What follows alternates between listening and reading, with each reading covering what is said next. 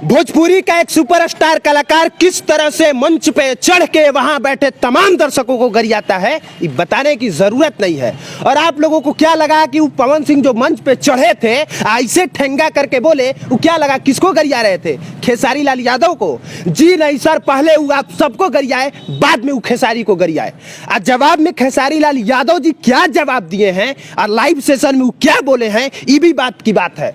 पहले हम सीधे ही पूछना चाहते हैं कि ये लोग आएगा कैसे कंट्रोल में, क्योंकि आप दर्शकों ने इन लोगों को इतना व्यूज दिया है कि नशा से इन लोगों का दिमाग हिल गया है और समझ में नहीं आता है कि मंच पे चढ़ के क्या बोले और क्या नहीं बोले। इसीलिए हम एगो वकील को पकड़ के लाए हैं, नाम इनका जगजीत भट्ट है। आप बढ़िया से परिचय बाद में देंगे, पहले ही पूछते हैं कि जो अश्लीलता है, जो ये गंदगी या गंध लोग फैलाया है, बंद कैसे होगा? सर ये बंद नहीं होगा, क्योंकि जब देश का प्रधानमंत्री यहाँ आता है और भोजपुरी में बोलते हैं और सारे लोग भोजपुरी में बोलते हैं, लेकिन दुर्भाग्य से इस भोजपुरी को शामिल नहीं किया जाता है। इस चिट्ठी के माध्यम से मैं सभी को बता देना चाहता हूँ, आपके दर्शकों को, कि इस चिट्ठी में लिखा गया है कि कहीं ना कहीं ये भारत के संविधान में इस भाषा को शामिल नहीं किया जाता है, और जब तक आप किसी भाषा को भारत के संविधान में शामिल नहीं करेंगे तब तक उस भाषा का प्रिजर्वेशन आप नहीं कर पाएंगे, उस भाषा को संरक्षित नहीं कर पाएंगे। ये कारण है, सबसे बड़ा कारण है, और इसमें भारत सरकार के होम मिनिस्ट्री की चिट्ठी आपके पास है।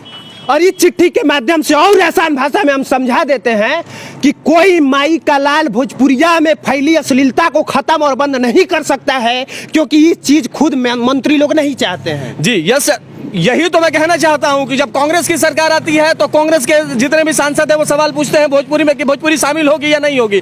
जब बीजेपी की सरकार आती है तो बीजेपी के सारे लोग भोजपुरी में बोलते हैं, इवन प्रधानमंत्री बोलते हैं, लेकिन वही प्रधानमंत्री लिख करके जवाब दे देते हैं कि भोजपुरी जो है शामिल नहीं होगी। अगर आप कहेंगे तो इन मोटे मोटे अक्षरों से पढ़ करके आपको सुना देंगे। और आसान भाषा में ये चीज समझ लीजिए कि चाहे कितना भी विरोध कर लीजिए, चाहे कितना भी सड़क पे खड़े होकर पवन सिंह खेसारी को गरिया लीजिए, किसी की माई का लाल किसी का औकात नहीं है कि ये अश्लीलता बंद करा दे। क्योंकि वकील साहब के पास एक चिट्ठी है, जिस चिट्ठी में गृह मंत्री के द्वारा मिला है ना। जी, सबसे पहले लिखा गया था साहित्य गृह मंत्रालय के द्वारा मिला है ना, होम मिनिस्ट्री के माध्यम से। होम मिनिस्ट्री के माध्यम से कागज में स्पष्ट लिखा है कि आपकी भोजपुरी भाषा को संविधान में शामिल नहीं किया गया, इसलिए इस पर कोई रूल बन ही नहीं सकता है। अब बताइए। एकदम सही बात, सही बात है, निश्चित रूप से एकदम सही आप बोल रहे हैं। इसका बोलने का रीजन है कि आप ही के होम मिनिस्ट्री की चिट्ठी मैंने पूछा एक सवाल में कि आप बताइए कि if Bhojpuri language is to be included in the 8th schedule of the constitution of India, please tell the complete process of selection. मैंने पूछा कि बताइए कि क्या भोजपुरी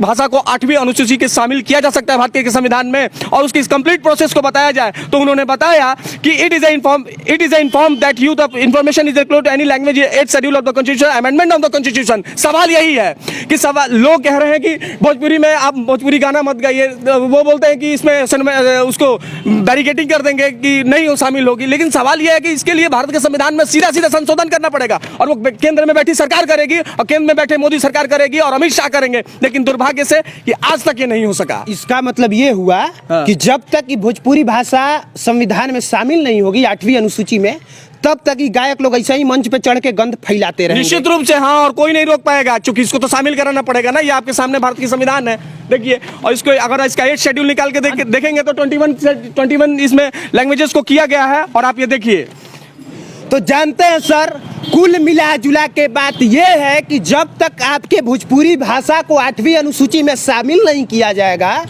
तब तक कोई भी माई का लाल और कोई भी जवान जो ये लोग पोर्टल बना के और विरोध करने का फंडा अपनाया है, वो सब बंद नहीं हो सकता है। और बताइए बंद क्यों नहीं हो सकता है? सर देखिए, क्योंकि एक चीज और बात आती है, लोग कहते हैं कि सेंसरशिप होना चाहिए, यानी कि जिस तरह से बॉलीवुड फिल्मों के लिए एक सेंसर बैठाया गया है, उसी तरह से भोजपुरी के लिए भी सेंसर होना चाहिए। तो भोजपुरी में सेंसर क्यों नहीं है? सर इनके अब मैं क्या बताऊं, और मतलब मुझे हंसी आती है ऐसे सवाल पे ही। सेंसरशिप कैसे संभव है? जिस भाषा को आप अनुसूची 8 में शामिल नहीं करेंगे, उस भाषा पे आप सेंसरशिप लाएंगे। लोगों को मूर्ख समझ के रखा है, यहाँ की जनता को मूर्ख समझ के रखा है, भोजपुरी के जितने भी जनमानस है उसको सबको मूर्ख समझ के रखा है, मूर्ख बना रहे हो। ये चिट्ठी में तुम्हारा कुछ और जवाब है, और तुम ऐसे हवा में बोल रहे हो। हवा में देखिए, मैं क्यों बोल रहा हूँ, मेरे पास तथ्य है।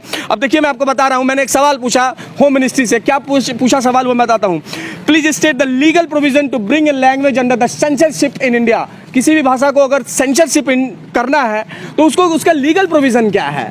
उसका विधिक प्रोविजन क्या है? तो विधिक प्रोविजन आपको जान करके ताजुब होगा कि जवाब क्या आया कि it is informed you that the various provision related to the language may be seen from the article 343 to 351 in part 17 and official languages of the constitution of India. इसका मतलब ये हुआ कि इन्होंने साफ साफ बताया कि किसी भी भाषा को अगर लैंग्वेज में अगर उसको ले आना है तो भारत के संविधान के पार्ट 17 और भारत के संविधान के article 343 official language to the union और उसके सारे 343 से लेकर 351 तक इस भाषा को इनलिस्टेड करना पड़ेगा। और ऐसा कोई लीगल प्रोविजन जब तक इसमें इनलिस्टेड नहीं करेंगे इससे सेंसरशिप लग नहीं सकता है। ये झूठा बात है और इस झूठ को फैलाया जा रहा है ताकि लोग भर में रहे। किसी को कुछ करना तो है नहीं, सब वीडियो बना के पैसा कमा रहा है। कमाओ भाई, तुम्हें करना कहाँ है?